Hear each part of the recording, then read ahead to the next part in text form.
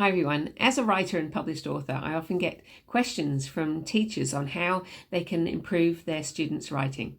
I do workshops in schools, and one of the questions I quite often get is how best to engage kids or teach them different literary techniques. So I'd like to suggest a way of doing that. I would suggest that you make it a little bit of a Where's Wally, where students have to find different literary techniques in writing. Okay, so how I do it when I'm in a different workshop environments is I'll first teach kids some of the literary techniques, things like similes and metaphors, rule of threes, what else? Good descriptions, emotive language, all sorts of others. But then I will read them a part of my book, Wildlife Wong and the Sun Bear. This book includes both narrative writing and informational writing, so you can see the differences. It works very well for years 4, 5 and 6 and aligns with the curriculum.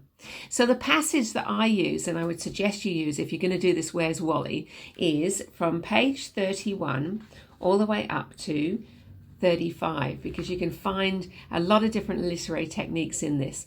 What I do is I'll read and I'll pause every now and again to see if someone in the audience can identify one of the techniques that I have used in my writing. I'll give you an example. I'll read a couple of little passages for you. I asked Wong if I could help release Damai, and he said yes. So I got on an aeroplane and I flew from Australia to Malaysia. Okay, that one is point of view. As dark fell the day before Damai would be free, the noisy cicadas quietened down for the night. I watched the animal doctor or veterinarian, Dr. Nibula, approach Damai's cage. She wore black boots, a black shirt, and a black hijab or head covering. All right, that one's a rule of threes.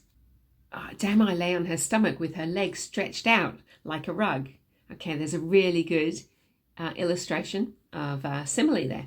And at the end of that little passage, it says, Wong got into the driver's seat and I got into the back. The doors clunked shut. Operation Freedom had begun. And that one's a cliffhanger. All right, so that's a really interesting way of getting kids to identify different parts of the writing and to acknowledge the fact that they don't just use one, they have to use all of them together. I hope this little fast fact has been helpful for you in your teaching and it makes your lesson planning a little bit easier. Bye-bye.